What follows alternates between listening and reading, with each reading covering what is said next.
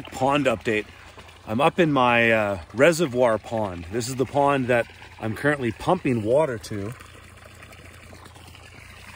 that's going to hold it. The pond below that I'm pumping from is the pond that's the catchment pond, and it's at the low point of a draw riparian area that goes down my ridge, or on the low side of my ridge. And so I'm capturing that water there as it melts. It's currently snowing actually, but it's still a decimal point above freezing. And it's just getting to the point where things will start to freeze, but it's daytime and now it won't. And especially with this precipitation coming in, it'll stay warm. But I'm down here, or up here at this pond, and really cool to report. So I've got this measuring stick that I put in there. I hammer just a piece of rebar at some point in the pond that I can access. And so this has moved.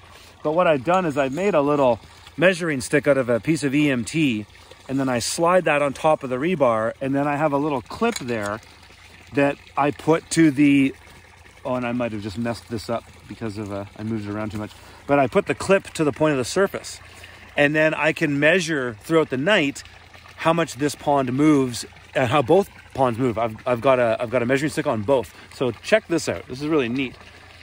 So I've been playing around with this product that I used. I talked about it a while ago. It's called Damn It, to seal this pond.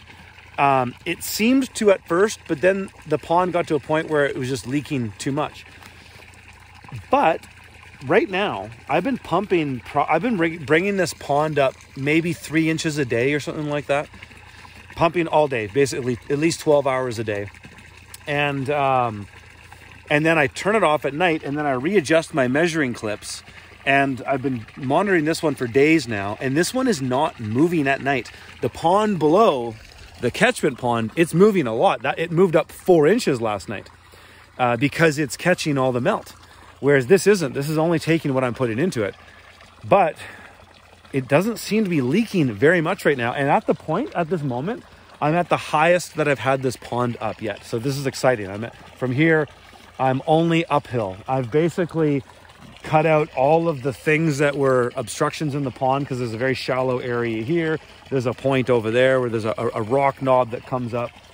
And now I've got this really big open surface. So it's really cool. I'm about, as I look, there's my culverts. That's my high line, my high point. So when the water hits there, it'll just start to spill over into those culverts. And those culverts go downhill about this much. They're quite steep. And they move the water away from the pond, away from the dam here. Because if you compromise your dam, what are we looking at here? If you compromise your dam, you're hooped. The whole thing goes, because the dam blocks the low point. And so that's how it prevents this dam from ever being compromised. There is a second spillway over here, right by this kind of container there, that's just landscaped.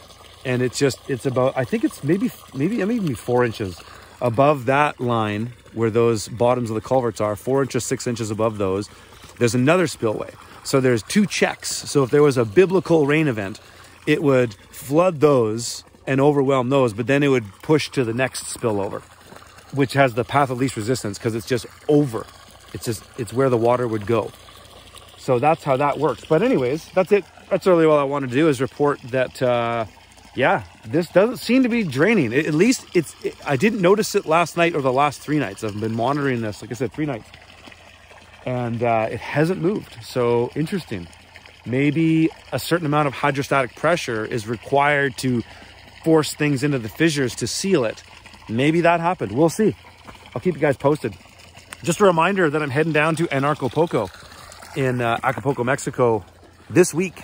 So if you want to have a sudden change of plans, if you weren't planning to go already, you can use the discount code, all caps, Curtis. When you check out, there'll be a link in the video somewhere here. And a little bit of that will go towards me too. It'll get you 10% off, and a little bit of that will go towards my trip. And maybe you'll want to join me down there. Anyways, have a great day, folks. See you in the next one.